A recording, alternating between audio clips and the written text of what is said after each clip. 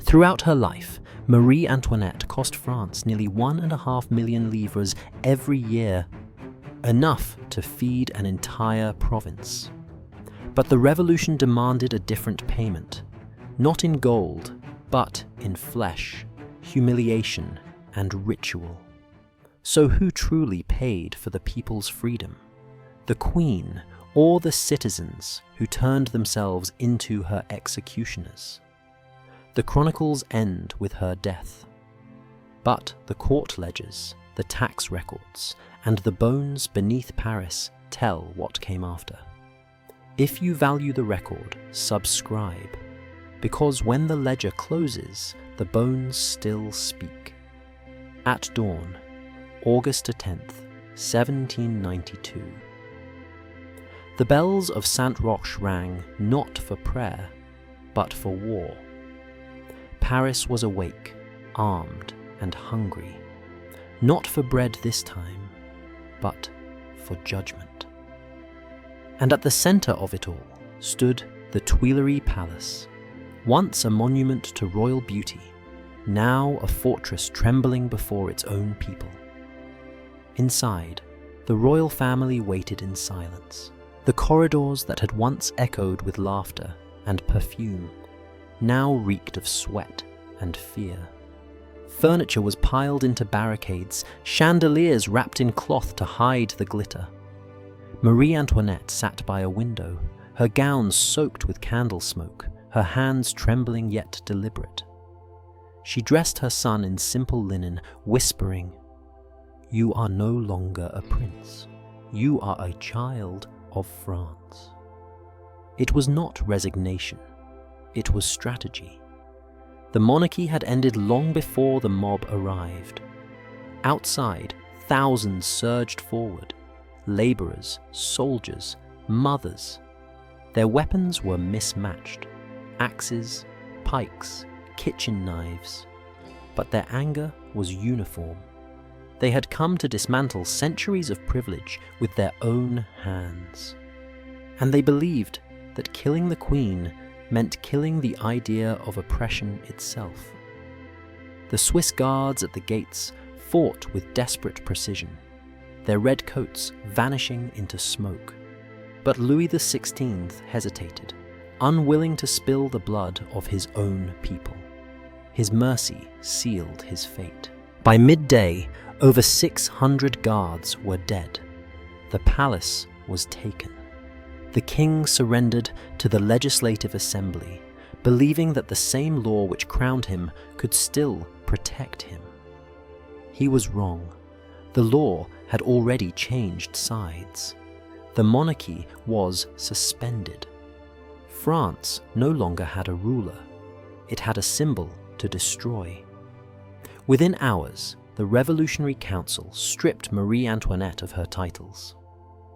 The widow Capet, they wrote in the official record, as if erasure could become justice. It was not an execution yet. It was a ritual cleansing.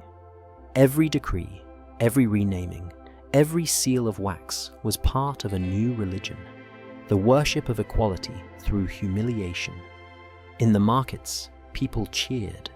In the streets, they burned portraits of the royal family. But behind the smoke and songs, one question lingered, uncomfortable, unspoken. If liberty is built upon the public degradation of another human being, is it still liberty at all?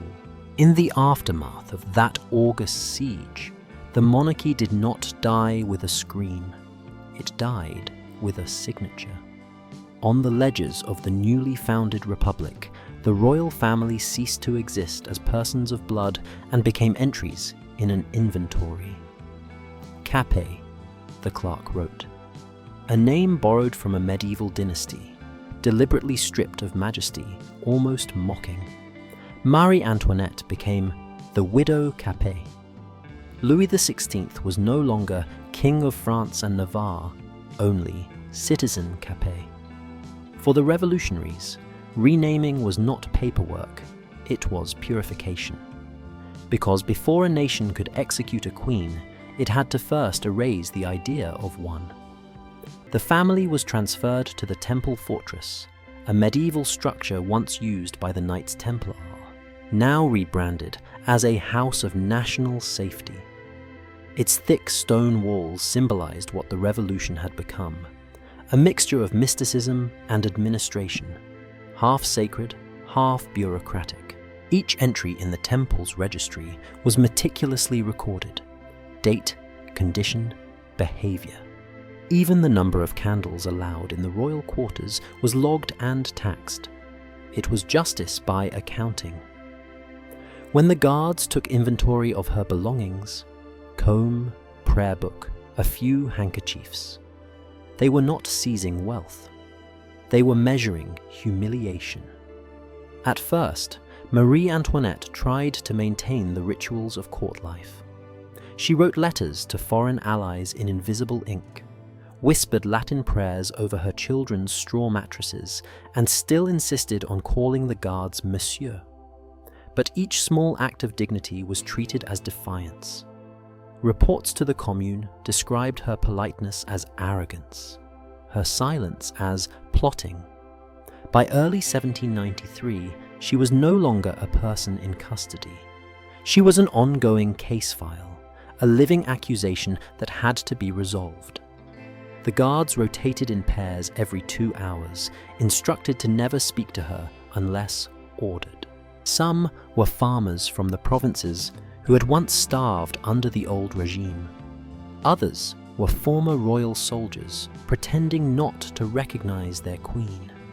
They all signed the same duty sheets, witnessed by officials from the Committee of Public Safety. Every night, as the city outside chanted revolutionary hymns, the temple's corridors filled with scratching quills, stamping seals, and the rustle of paper. Justice was being written, not in verdicts, but in receipts. In one surviving document dated February 1793, the temple's quartermaster requested reimbursement for 2 new locks for the widow Capet's chamber, and 1 replacement blanket, damaged by rodents. A revolution measured by rodents and locks. It is here that the revolution's moral transformation becomes visible, when oppression ceases to be personal and becomes procedural. Marie Antoinette's letters during this period, preserved in fragments at the Archives Nationales, show a woman who understood the power of narrative. She wrote, "They are stripping me of every name, every title, so that one day they may kill only a body, not a queen." That line, simple and lucid, captures what the Republic feared most: that symbols survive even in silence. By April, her husband had already been executed. The widow's mourning dress became another layer of guilt in the public eye. Newspapers called it the costume of hypocrisy, accusing her of trying to win sympathy through fashion, proof that even grief was interpreted as conspiracy. The temple prison became not only her cell, but a mirror reflecting the new France, a society obsessed with purification through degradation. Children were taught to chant her name as a curse. Street plays portrayed her as a vampire drinking the blood of peasants. The Queen of France was now a public property, an idea owned by the mob and administered by committees. In one chilling report from the Section du Temple, an officer noted that the widow Capet spoke in low voice and requested a rosary. The response from the Commune was brief: denied. Religion is counter-revolutionary. At that moment, the revolution revealed its truest nature, not as the liberation of humanity, but as a new mechanism of control. The guillotine had not yet touched her neck, but her personhood was already dismantled, piece by piece, through paperwork. Every regime needs its prisons, but the temple was more than stone and iron. It was the architecture of ideology. a place where language itself became a weapon, where the act of naming was indistinguishable from sentencing. When the order finally came to move her to the conciergerie, the prison known as the antechamber of death, no one questioned it. The files were ready. The signatures were in place. The revolution no longer needed anger. It had administration. And so the queen who once ruled the most elegant court in Europe was escorted through the alleys of Paris as a numbered entry in a ledger, a prisoner of names, not chains. The order was signed before dawn, a single line in the minutes of the Paris Commune, dated August 2nd, 1793. The widow Capet shall be transferred to the conciergerie for interrogation. It sounded procedural, another movement of paper through the Republic's veins. But for Marie Antoinette, it was the moment the world closed in. The conciergerie, a fortress on the Ile de la Cité, was known among prisoners by another name, the antechamber of the guillotine. Those who entered rarely returned. It was the final stop before the blade. The prison's architects had never intended it for women of state. Its walls were damp with centuries of river mist, its corridors narrow and perpetually dark, the stones sweating from the flow of the Seine beneath. Inside, the air was heavy with the smell of mildew, urine, and the faint sweetness of decay. This was not punishment. It was erasure made material. Marie Antoinette's cell measured roughly 3 meters by 2, with an iron-barred window slit facing the water. The sound of the river was constant, muffled but relentless, like a clock reminding her that time was no longer hers. There was straw on the floor, a wooden stool, and a rough wool blanket. She was given no bed, no privacy. 2 guards, gendarmes, were posted inside her cell at all times. They were forbidden to look away, even when she changed clothes or washed herself. The decree authorizing this surveillance, still preserved in the archives, reads coldly bureaucratic. Continuous observation without interruption to prevent escape or conspiracy. It was phrased as security. It functioned as humiliation. Here, law and cruelty became indistinguishable. Every gesture, every breath was recorded. She was no longer a prisoner of politics. She was a specimen under inspection. Reports from the prison doctor, dated August 1793, described her condition with the detached precision of science. Extreme weakness, uterine hemorrhaging, loss of appetite. He was permitted to see her only briefly, under the gaze of armed officials. Pain was allowed, privacy was not. And yet, even in this anatomy of control, fragments of humanity endured. A guard named Jean-Baptiste Michonis, later interrogated by the Committee of Public Safety, admitted that the former queen never complained, but sat silently, eyes fixed upon the river. He confessed that he once turned away when she knelt to pray. For that, he was dismissed. Outside her cell, Paris celebrated. Pamphlets depicted her as a beast in a cage, the she-wolf of Austria. One caricature showed her offering her heart to Satan in exchange for escape. Another, breastfeeding the devil. The revolution could not simply kill her. It had to theatricalize her destruction, because only through spectacle could the Republic cleanse its conscience.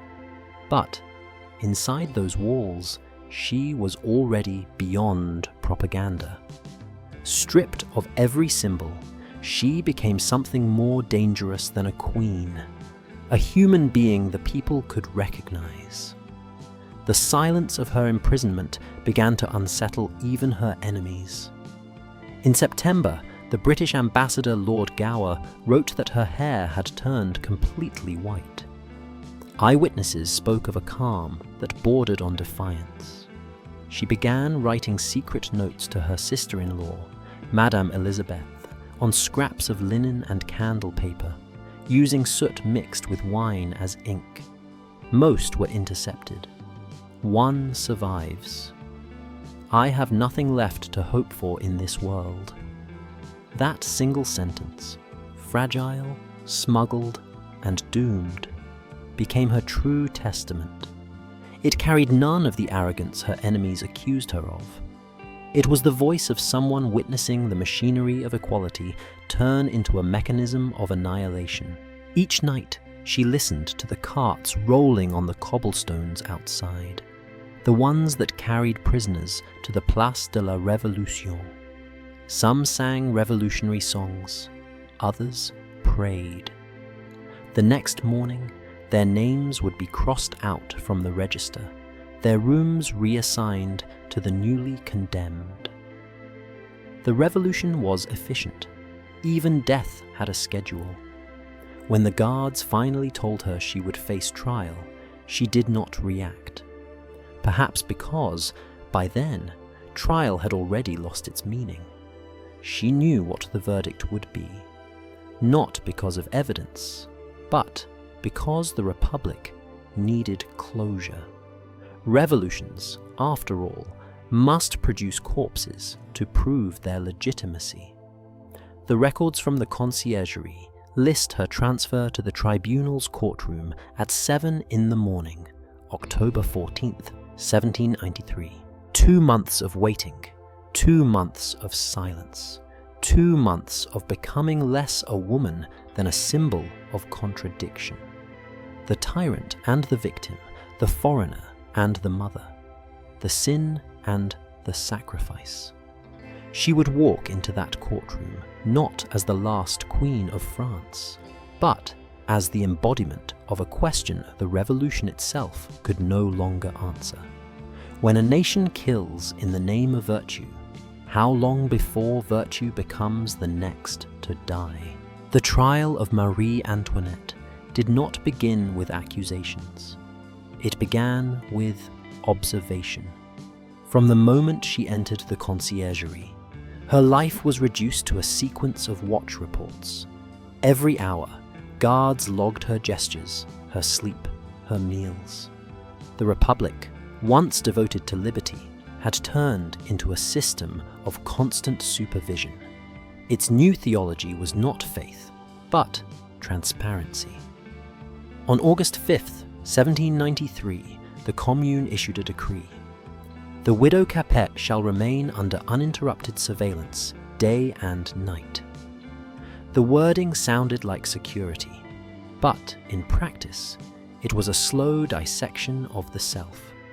Each night, the 2 guards sat a few feet from her cot, their eyes trained on her through the lamplight. They recorded when she turned over, when she prayed, when she refused food. If she wept, it was written down. If she did not, it was also written down. The revolution's justice machine was learning to feed on data long before the word existed, and its lesson was simple: control the gaze, and you control the body.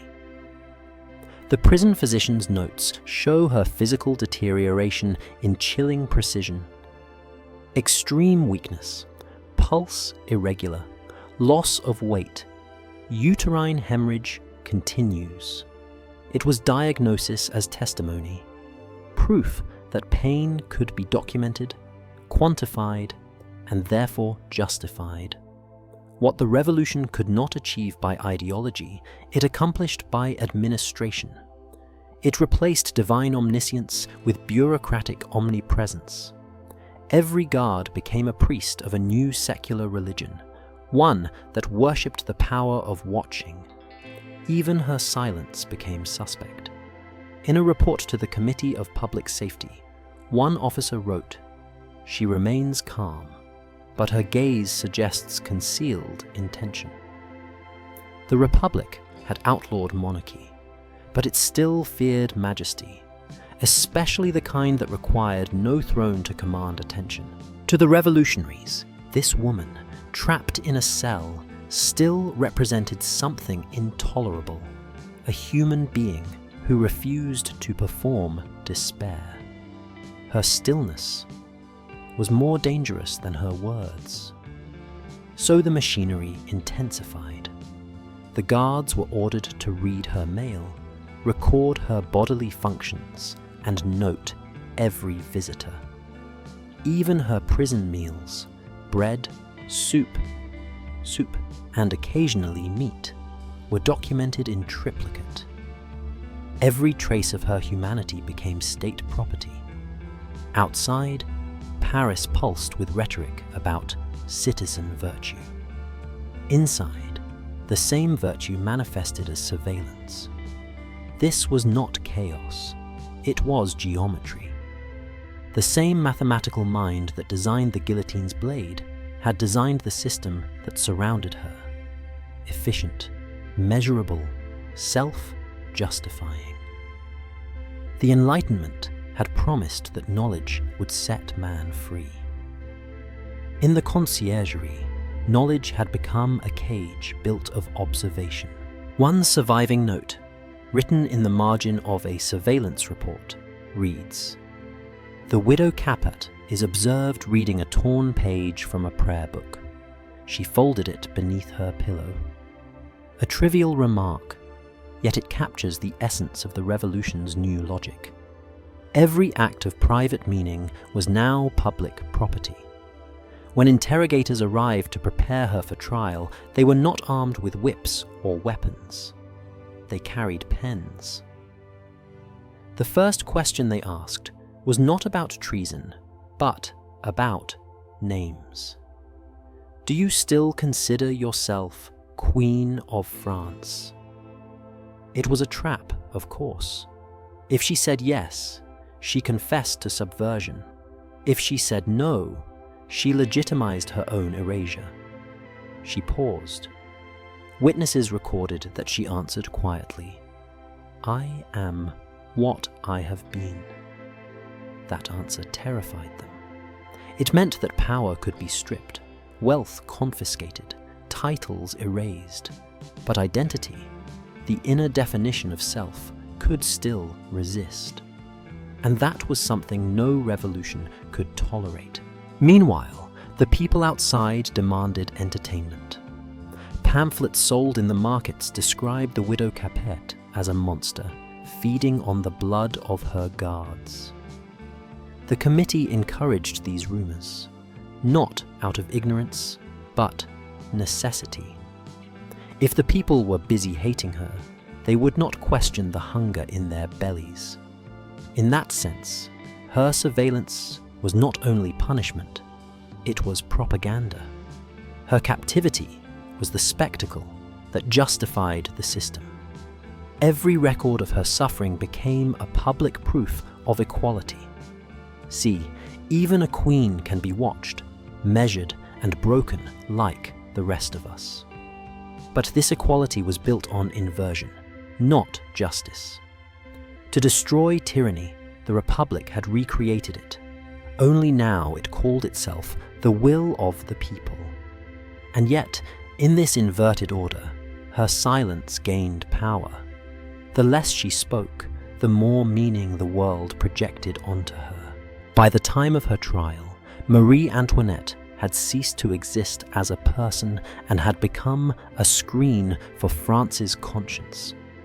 The revolution wanted her to confess, to cry, to beg. She did none of those things. She sat beneath the watching eyes, hands folded, as if listening to something deeper than the noise around her. It was then that even her jailers began to wonder, if the Republic must cage silence to prove its strength, what exactly has it liberated? Long before her trial began, Marie Antoinette was already sentenced, not by judges, but by artists.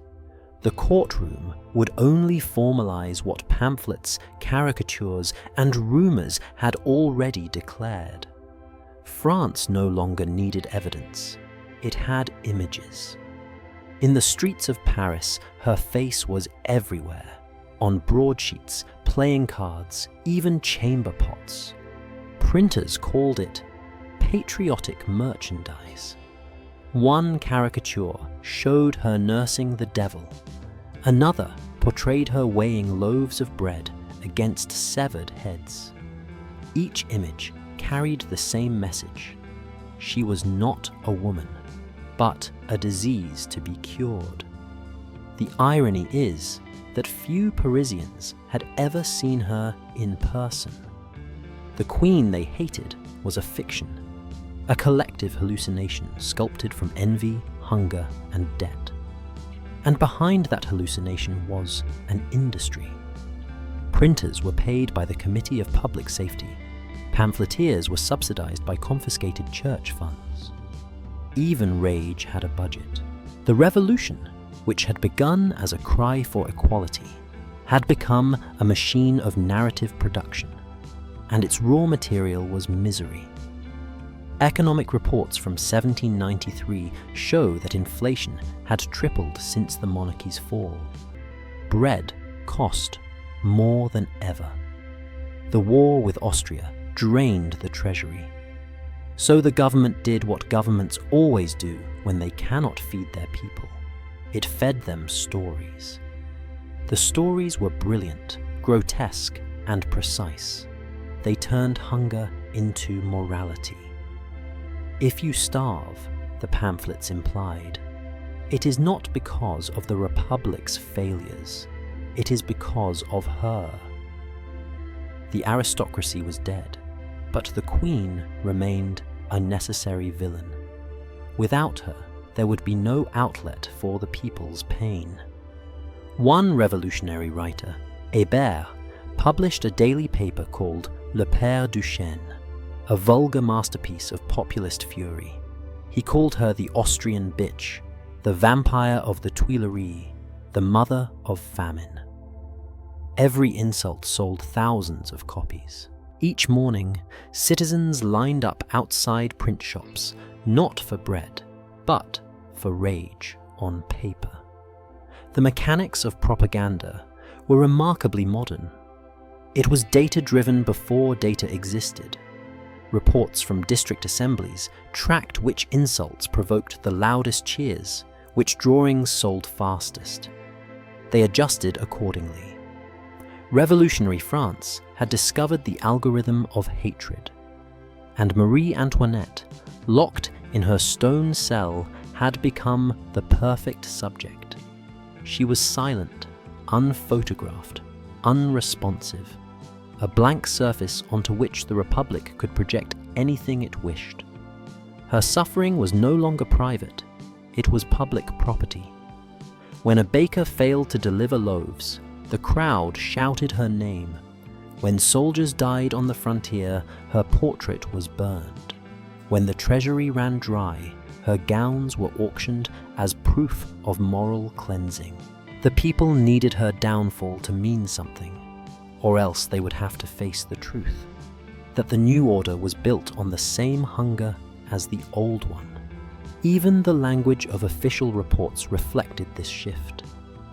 In minutes of the National Convention, she was referred to as the widow, the foreign body, the infection.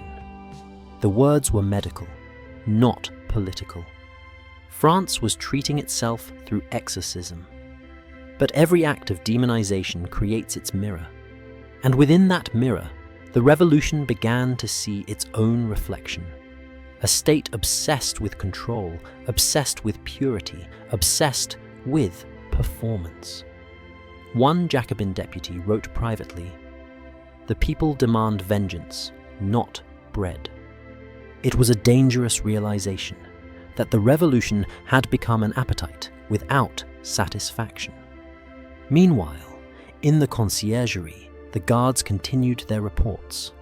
They noted that she rarely spoke, that her health declined. Her quietness was infuriating, a refusal to play the role written for her. And so the propaganda grew darker, more grotesque. She was accused of witchcraft, incest, and blasphemy. accusations carefully chosen to make her destruction not just political, but sacred. It worked. When she was finally brought to trial, the crowd outside did not shout for justice. They shouted for purification. They were not spectators at a trial. They were worshippers awaiting a sacrifice. From that moment on, the revolution's moral vocabulary was out. It could not punish without performing. It could not rule without ritual. And it could not stop killing without ceasing to be believed. In the end, Marie Antoinette's greatest crime was not opulence or betrayal. It was her endurance, her refusal to collapse under the image they had made of her. Because when the system of hatred depends on spectacle, silence becomes treason. October 14th, 1793. The trial of Marie Antoinette opened at dawn inside the main hall of the conciergerie. The room had been hastily converted into a tribunal, long benches for the jury, rows of soldiers lining the walls, and a gallery packed with citizens chosen for their loyalty to the Jacobins. From the first minute, the outcome was not in question. The only uncertainty was how convincingly justice could be performed. The Republic needed this moment to feel legitimate. It had executed a king in January. Now it needed to kill the idea of monarchy itself. And that idea had a face. The indictment read aloud by Antoine Quentin Fouquier-Tinville, public prosecutor of the Revolutionary Tribunal, listed the charges in cold progression: treason against the nation, conspiracy with foreign powers, depletion of the treasury, and, finally, an accusation so monstrous it silenced even her enemies: incest with her own son. The courtroom atmosphere shifted instantly. Even for a revolution drunk on blood, that charge reeked of strategy. It was not evidence, it was theatre. And like all good theatre, it was designed to produce a specific emotion: revulsion. Antoinette stood alone before the judges. Her once regal bearing was reduced to a plain black dress and a white bonnet. Witnesses later described her as pale, visibly weakened, yet uncannily composed. There were no jewels, no attendants, no crown, only the gaze of a nation demanding confession. The trial transcripts, preserved in the Bulletin du Tribunal Révolutionnaire, reveal the choreography of the day. Each question was framed not to extract truth, but to reaffirm the verdict already decided. When asked about her supposed correspondence with Austria, she replied, "I have written only as a mother and as a wife." But when the prosecutor turned to the charge of incest, the air froze. The accusation came from the boy, her son, Louis Charles, the imprisoned Dauphin, who had been coerced under pressure to testify. Silence engulfed the room. Even the Revolutionary Guards hesitated to look at her.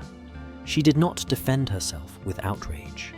Instead, she spoke one sentence: "I appeal to all mothers." The court records mark a pause of several minutes. No one spoke. Even the crowd, trained to cheer, fell silent. That single line shattered the script. It transformed the courtroom from a ritual of vengeance into a moment of reflection. For the first time, the people saw not the caricature of Madame Deficit, but a mother whose child had been weaponized against her.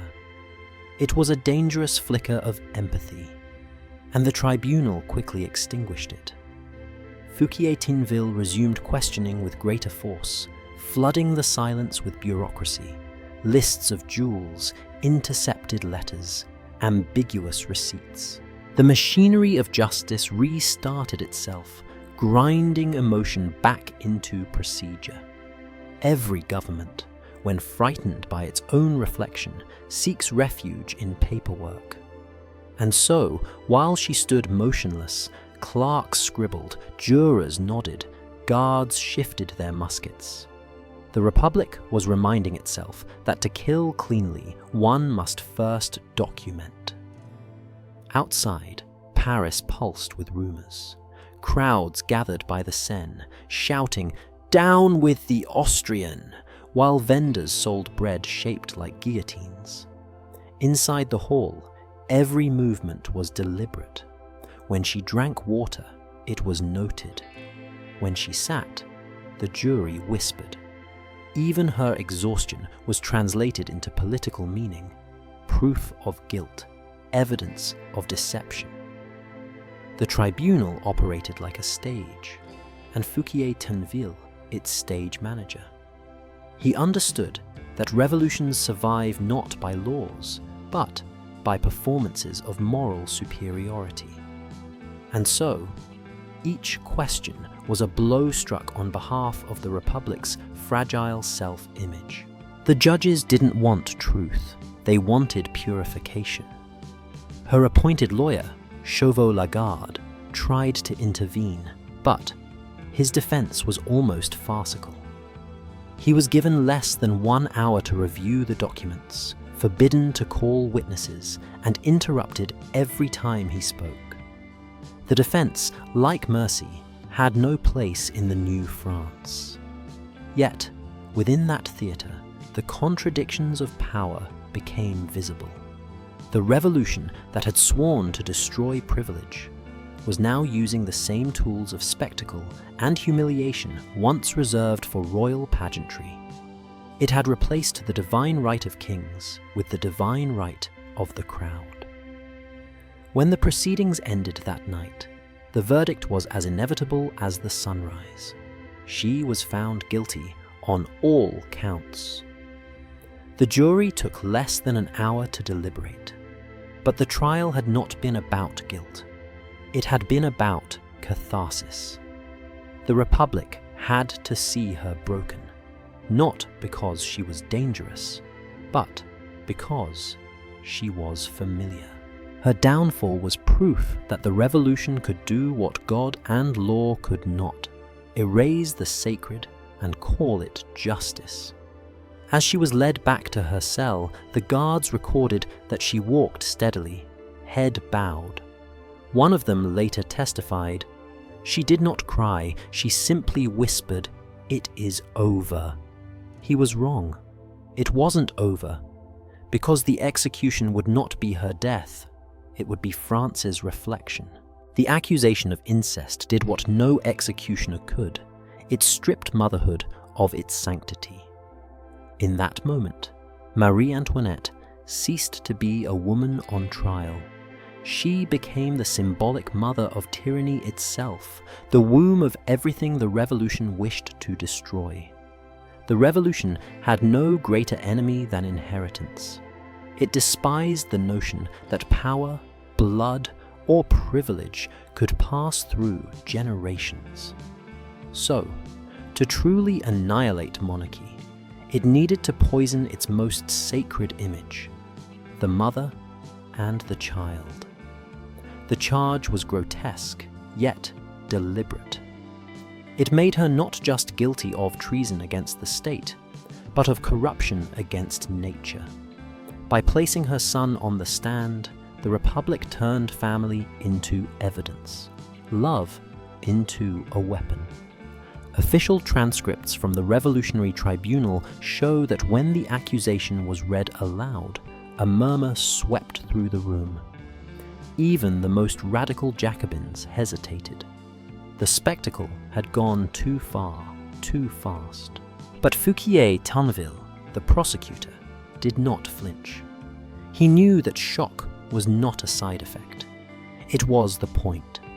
He understood the psychological architecture of revolution. If a nation could be made to cheer for a mother's destruction, there would be no going back. Morality itself would have been rewritten. When Marie Antoinette answered, "I appeal to all mothers," that simple line struck deeper than any manifesto. It cut through the slogans, through the noise of the crowd, through the machinery of accusation. It reminded everyone that beneath the Republic's new language of virtue, there still existed the ancient grammar of compassion. For a brief moment, the tribunal froze. The soldiers looked at their boots. A few women in the gallery began to weep. Even the prosecutor paused, long enough to betray that somewhere behind the political theatre, humanity still remembered itself. But revolutions cannot afford compassion. Empathy threatens the efficiency of vengeance. And so the silence was quickly buried under paperwork, shouts, and procedure. The moment passed, but it left a fracture, small, invisible, and permanent. When the crowd poured out of the courtroom that evening, the newspapers had already rewritten the scene. L'Amie du Peuple described her plea not as motherly pain, but as the cunning manipulation of a serpent. Another pamphlet accused her of rehearsing the line in advance, calling it a final act of royal theatre. Within hours, her humanity was translated back into performance, her grief into conspiracy. This was how the revolution maintained its purity, by converting every trace of emotion into suspicion. If she wept, it was deceit. If she remained calm, it was arrogance. If she trembled, it was proof of guilt. In the Republic's logic, even motherhood could be treasonous if it provoked sympathy. But history is written not by the verdicts of the day, but by the silences that outlast them.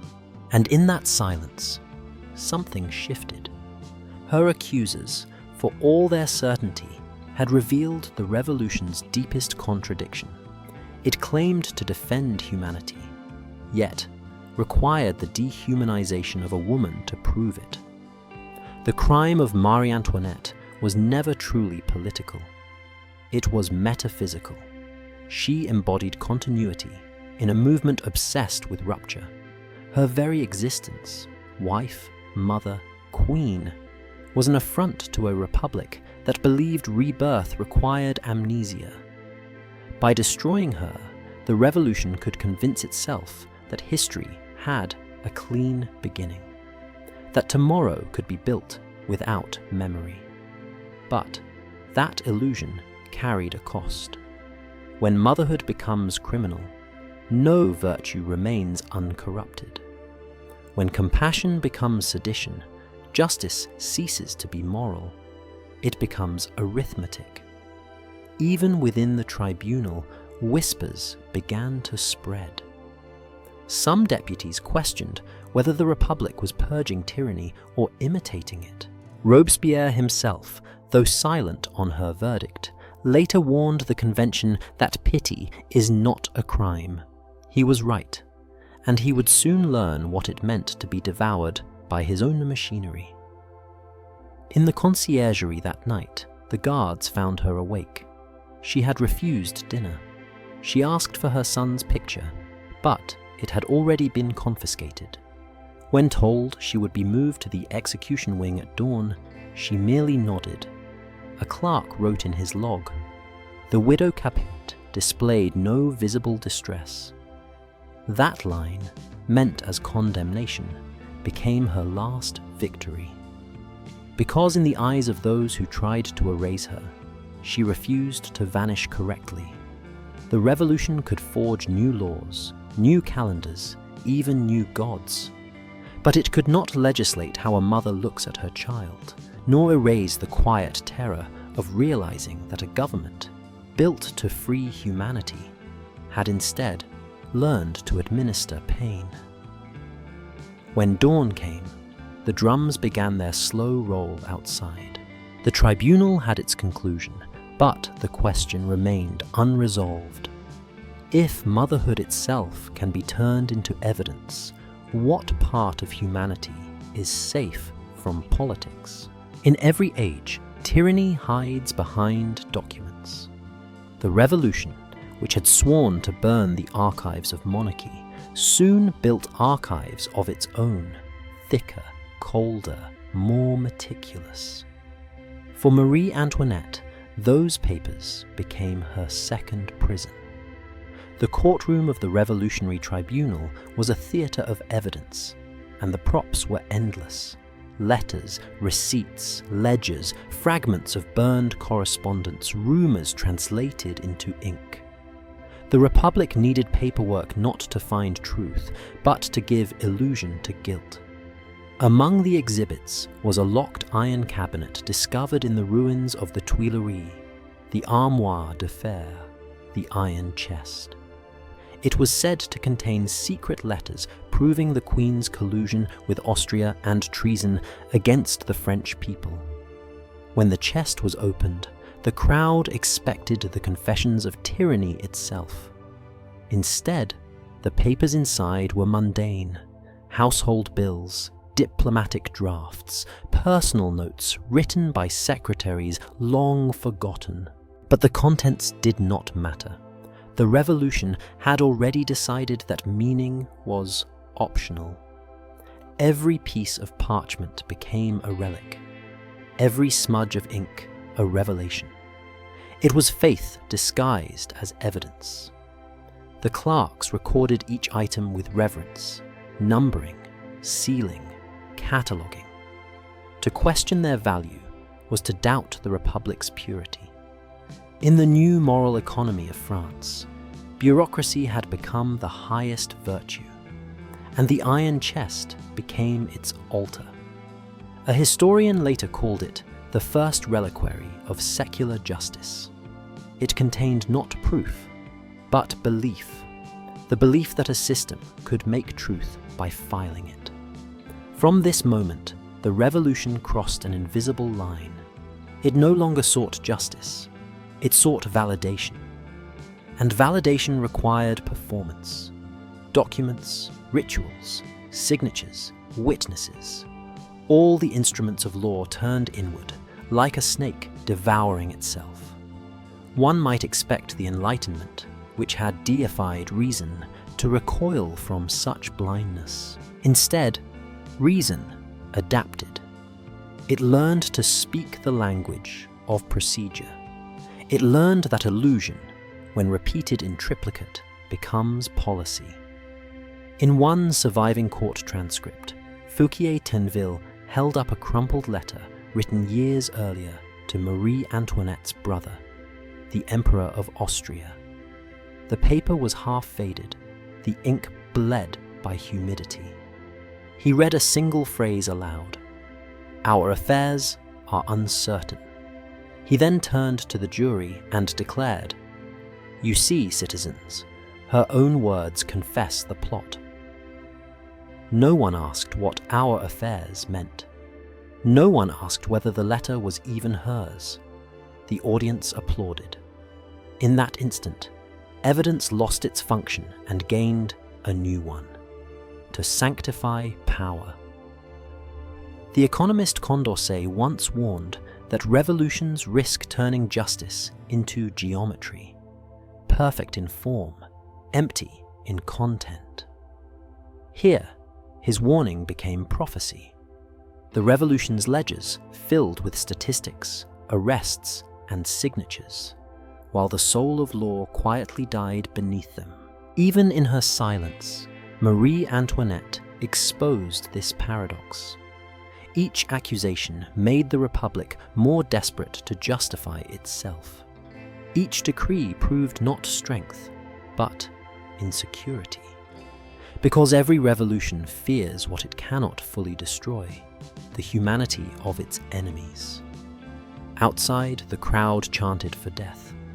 Inside, the prosecutors invoked reason, nation, and necessity. The space between those words was the space where morality vanished. To the Committee of Public Safety, the Queen's death would serve two purposes. It would appease the people, and it would prove that no one stood above the Republic's law. But the deeper motive was psychological: to convince the revolutionaries themselves that their system still meant something beyond blood. Killing her was not vengeance. It was proof of order. In the margins of the tribunal's official minutes, an unknown clerk doodled a tiny guillotine. It was perhaps a joke, perhaps boredom. But history often reveals itself in accidents. That childish drawing summarizes an entire civilization's descent, the transformation of law into an aesthetic, of death into a logo. By the end of the second day, the courtroom no longer resembled a legal proceeding. It was a bureau of moral accounting. Each juror, by condemning her, purchased a share in the Republic's virtue. The vote for death was not a judgment. It was an act of collective absolution. And as the verdict drew near, one could feel the tension between two realities: the written and the real, the paper and the body. The written world declared her guilty. The real one simply awaited her blood to make the ink believable. When the judges finally rose to pronounce the sentence, the clerk began drafting the record even before the words were spoken. History was already being edited in real time. Marie Antoinette's final statement was brief. She did not beg for mercy, nor assert innocence. She simply said, "I forgive you, as I hope God will forgive me." Those words, too, were entered into the minutes as evidence. But they were not evidence of guilt. They were evidence of something the Republic could no longer measure: dignity. The verdict was not spoken, it was performed. Every revolution eventually learns that power lies not in justice, but in timing. And so, at 4 a.m. on October the 16th, 1793, the clerk of the Revolutionary Tribunal began reading what everyone in the room already knew. The widow Capet is condemned to death for crimes against the liberty of the nation. No one gasped. No one applauded. The silence was not reverence. It was exhaustion. After years of speeches, pamphlets, and riots, France was finally running out of breath. But the machine of justice had its own momentum. It did not need belief. It only needed continuity. The jurors signed their names on the record one by one. Each signature was a small transaction in the Republic's great ledger of virtue. To condemn her was to reaffirm that the revolution still had meaning. To hesitate would be treason against the narrative. The tribunal's minutes note that she displayed no reaction. Of course she didn't. There was no surprise left to show. When a person is stripped of every name, every right, every mirror, what expression is left to give? The guards escorted her back to her cell. The same stone corridor, the same echo of boots on wet floor, the same smell of iron and mildew. But something had changed. Not in her, but in them. One guard later testified that she walked with the calm of someone who had already died. Another wrote that her final glance did not seem to see us, but through us. Perhaps she was already looking at something the Republic could not perceive, the distance between its ideals and its acts. At dawn, the officials from the Committee of Public Safety arrived with the final papers. Even her death required documentation. A receipt for the body, an authorization for transport, a requisition for the executioner's cart. Every act of killing must first be written, stamped, approved. Only then does the state call it law. The revolution had found its rhythm. Confiscate, record, execute, repeat. Each death, another line in a bureaucratic symphony that pretended to be progress. No one could stop it, not even those who began it. And yet, beneath all the administration, there was still ceremony. Execution was not treated as disposal, but as public proof. It had to be witnessed to be real. The people demanded spectacle. The government supplied it. At 7:00 a.m., the guards entered her cell. She had already dressed. Plain white chemise, hair cut short to expose the neck. There were no tears, no prayers, only a quiet dignity that unnerved everyone in the room. As she was bound and led out, a clerk recorded her final belongings. One handkerchief, one ring, a rosary of wood. Beside each item, the word confiscated. Every revolution has its accountants, and in their ledgers, morality is always written in columns of possession. When the cart arrived in the courtyard, the sound of wheels on stone broke the silence. It was the same cart used for thieves, for priests, for peasants. Equality, at last. But even here, symbolism triumphed over mercy. Her husband, Louis XVI, had been granted a closed carriage to the scaffold. She was given an open cart, exposed to the jeers of the crowd, the embodiment of the Republic's claim that no body is sacred. Witnesses reported that she kept her eyes forward throughout the hour-long ride. She did not look down at the insults, nor at the fingers pointing, nor at the knives brandished in celebration. She looked beyond them, not at heaven, not at the guillotine, but into the idea of history itself. Because she must have known, as so many condemned rulers learn, that death is not the end of power, but its transformation. The tribunal's secretary, in his summary note, wrote, "Sentence carried out without incident." As if the annihilation of a monarchy could be reduced to an administrative afterthought. But the truth is ours that the verdict did more than kill a queen. It exposed the revolution's own anatomy, the perfect symmetry between the tyranny it destroyed and the justice it created. Both ruled through ritual. Both required sacrifice. Both called obedience virtue. The revolution believed it was executing the past. But what it truly executed was its own innocence. When the final seal was stamped, the clerk folded the document carefully, blotting the ink to prevent smearing. It would be archived, indexed, preserved, so that future generations could study the efficiency with which civilization justifies cruelty. And somewhere between the ink and the blood, the ledger of France balanced perfectly for one brief, terrible moment. At 7 in the morning, October 16th, 1793, the heavy door of the conciergerie opened. The guards stepped aside as the executioner, Charles-Henri Sanson, entered with his assistants. He was polite, almost ceremonial. The final artisan of a republic that turned death into spectacle. Marie Antoinette stood waiting. Her hair had been cut short the night before, a requirement to clear the blade. Her hands were bound behind her back with corsrope. When Sanson apologized for the discomfort, she said quietly, "It is nothing." It was the last recorded exchange of courtesy in the French Revolution.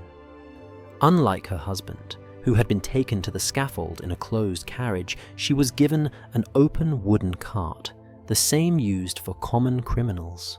Equality, the Republic claimed, was now visible in wood and wheels.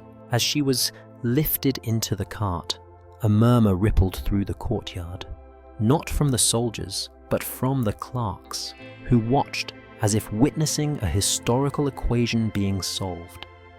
The monarchy's debt to the people was about to be balanced. The route from the conciergerie to the Place de la Révolution stretched nearly 2 kilometers. The journey took more than an hour. The streets were lined with thousands of Parisians, workers, merchants, mothers, soldiers, children, drawn by the promise of spectacle. The revolution called it public education. It was, in truth, mass participation in purification. Police reports describe the scene in clinical detail. At every intersection, drums beat the rhythm of the Republic. Women leaned out of windows, throwing insults and flowers in equal measure. Vendors sold bread and pamphlets, the two currencies of public virtue. And above it all, the tricolour banners fluttered in the wind, not symbols of freedom, but of ownership. One observer, Jacques Roux, wrote that the widow Capet remained silent, her eyes fixed forward, her expression unbroken. Another, Madame Tussaud, who would later mould the faces of the dead for her wax museum, recalled that her calm unnerved even the guards. They expected collapse. They got composure. And in that composure lay her final act of rebellion. The revolution had reduced her to an object, a body to be displayed, a lesson to be learned. But in refusing to perform despair, she reclaimed authorship over her own ending. For the first time since her imprisonment, she was no longer under surveillance. The eyes of the crowd watched her, but she was not theirs. She had become a mirror, and what they saw was not guilt, but the reflection of their own hunger. When the cart reached the Pont Neuf, the river glistened below like liquid steel. The same water that had carried the bodies of the executed would soon carry hers. To the left, Notre Dame's bells were silent. Even faith had been placed under arrest. Eyewitnesses say she stumbled once as she stepped from the cart onto the scaffold. Sanson reached to steady her. She accidentally stepped on his foot, and her final words were recorded. "Pardon me, sir, I did not do it on purpose." The phrase would echo through history, not as submission, but as clarity, because in that apology, she affirmed something the revolution had forgotten, that civility can survive even among ruins. The crowd waited for a gesture of defiance, a curse, a plea. She gave none. When the executioner tied her to the plank, she closed her eyes. A moment of perfect stillness. Then the blade fell. It was 12:15 p.m. The official record of the execution, signed by Sanson himself, reads, "Execution carried out without incident." But in that antiseptic phrase lies the essence of modern governance, the ability to make death sound administrative. The crowd roared, chanting, "Vive la République!" Yet, several observers noted a strange pause immediately after the fall. A second of silence before the shouting began, as if something ancient had just been severed and everyone felt it. Her body was placed in a plain coffin, her head wrapped in cloth, and both were taken to the Cimetière de la Madeleine, where they were buried in a pit filled with lime to accelerate decay. No marker, no name, just soil, the great democratizer. But history does not obey the shovel. What was meant to rot into obscurity instead fermented into myth. The revolution had wanted to end monarchy. Instead, it canonized her. Because in erasing her humanity, it had revealed its own absence of it. The guillotine proved efficient. But efficiency is not morality. It is only the final form of fear, the fear of facing what power becomes when it believes itself righteous. As the crowd dispersed, a clerk closed the day's ledger with the same formula as always. Execution completed. Case closed. He was wrong. It was not a case.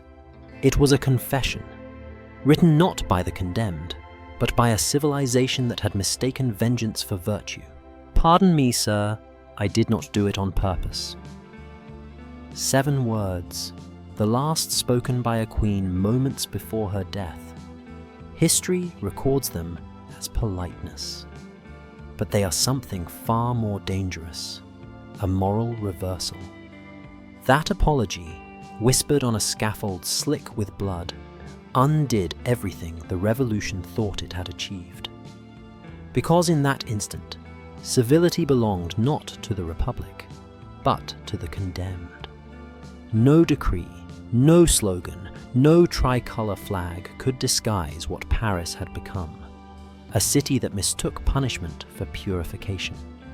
And the woman they called Widow Capet, by dying with grace, exposed the entire system's hypocrisy.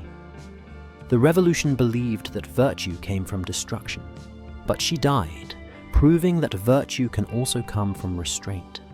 That power without mercy, no matter how noble its slogans, always reverts to tyranny.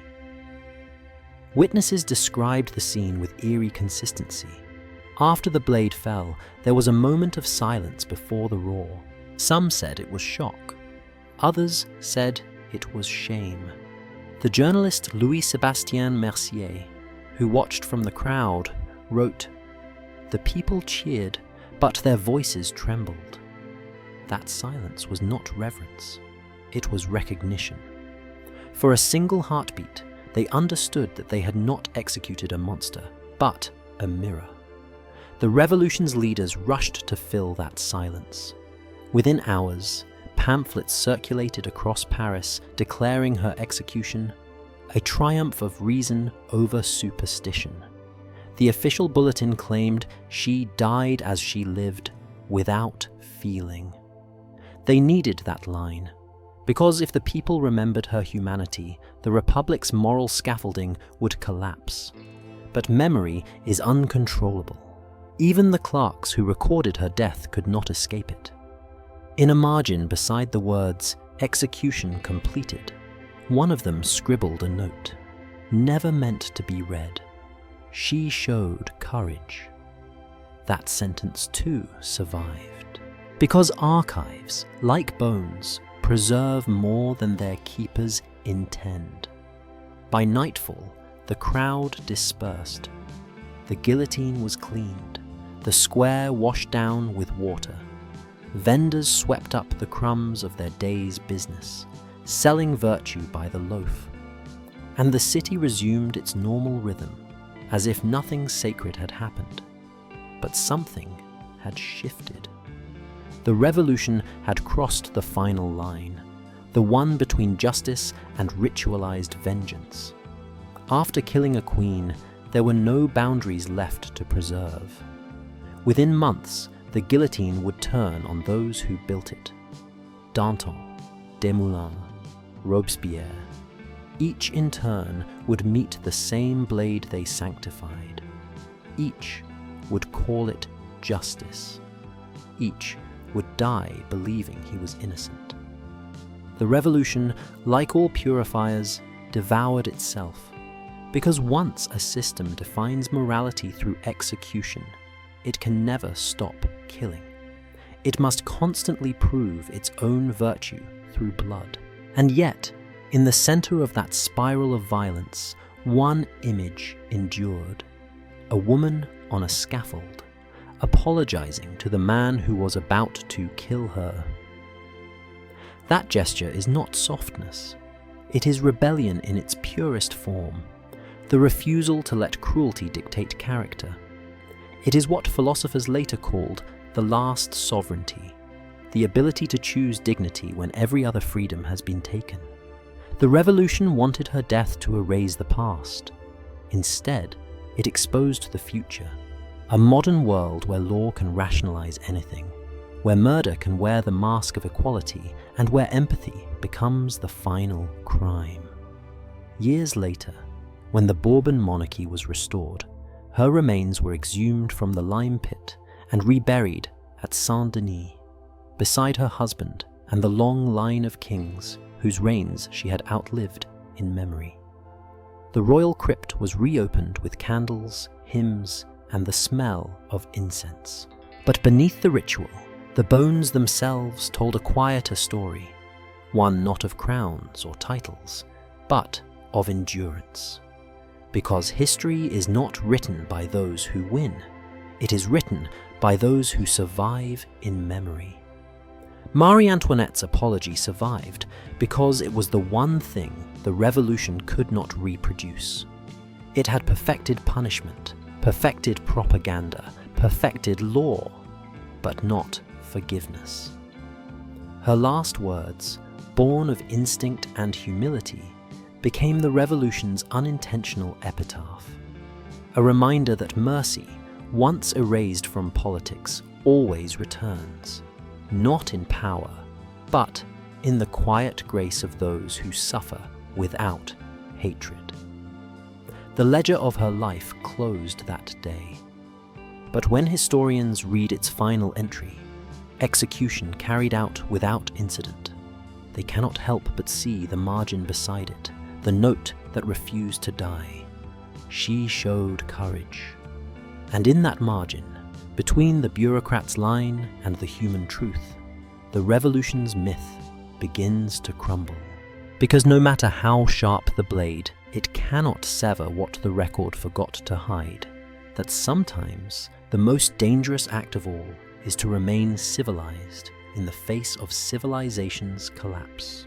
They buried her without a name, a plain coffin, a pit of lime, a layer of quick decaying earth. For the Republic, that anonymity was the point. The woman had died, but the symbol had to be erased. The Cimetière de la Madeleine, where her remains were thrown, was no sacred ground. It was an industrial cemetery designed for efficiency. Dig, cover, dissolve, forget. The same logic that had built the guillotine now governed the grave. There was no service, no cross, no record, only a line in the prison ledger. Body delivered and interred. Expense 3 livres. 3 livres, the price of a loaf of bread. The monarchy's end balanced to the decimal. But history has a cruel sense of irony. The revolution, which sought to destroy all relics, became obsessed with them. Within weeks, locks of her hair appeared in black market stalls. Pebbles from the scaffold were sold as talismans. Mothers carried them wrapped in linen, whispering prayers they no longer dared to speak aloud. The Republic had turned her into a saint without meaning to. Because you cannot erase what you ritualize. You can bury the body, but not the gesture. And her final gesture, the apology, the composure, the refusal to hate, became the seed of her resurrection. 2 decades later, in 1815, when the Bourbons returned to power, workers began digging at the Madeleine site under orders from King Louis VIII. They found bones mixed with quicklime, fragments of wood, strands of faded hair. No one could say for certain which belonged to her. But it didn't matter. The restoration needed a relic.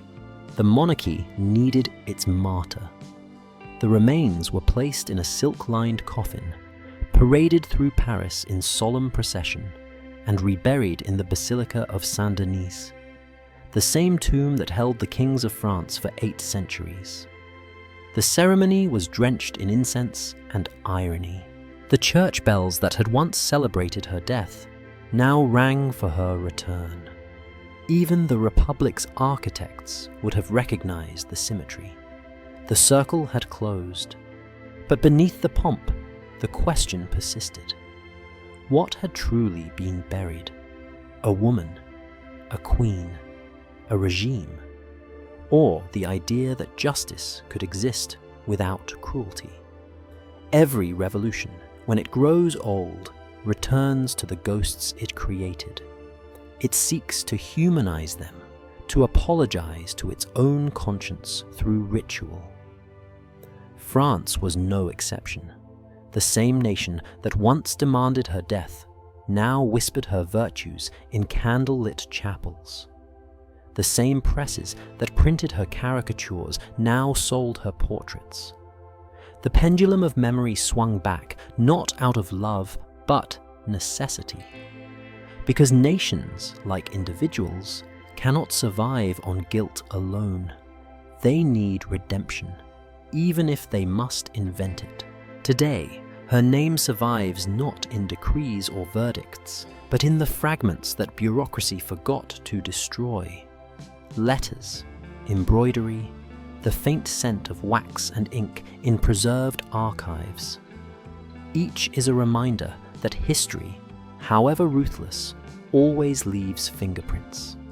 Archaeologists found traces of her lime grave decades later, a patch of earth where nothing would grow. Chemically scorched by the acids of dissolution, it remained barren, a scar in the soil. A fitting monument for an era that mistook purification for progress. Modern France remembers her with ambivalence, part villain, part victim, part myth. But the deeper memory lies not in statues or museums. It lies in the question her story leaves behind. When law becomes performance, when justice becomes theatre, who measures the moral cost? Because every empire, every revolution, every ideology eventually faces the same temptation: to believe that suffering is proof of virtue, that order justifies pain, that the spectacle of punishment can cleanse a people's soul. The French Revolution perfected that illusion. It codified it. It industrialized it. And in doing so, it taught the modern world a formula that endures: that violence, if ritualized and recorded, can masquerade as meaning. Marie Antoinette's bones, wherever they truly lie, are the footnotes of that equation. Reminders that no ideology, however righteous, can abolish the human need for dignity. So, when we stand before her story, stripped of legend, stripped of sympathy, we are left not with royalty or revolution, but with something harder to confront: ourselves.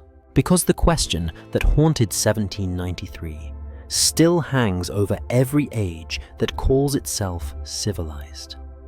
When justice turns into spectacle, when equality demands a body, when the law learns to kill politely, can a society still call itself moral?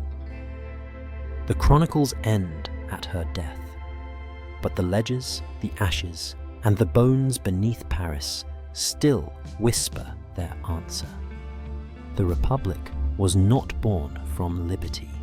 It was born from the illusion that cruelty could be purified. And when the ledger closes, the bones still speak.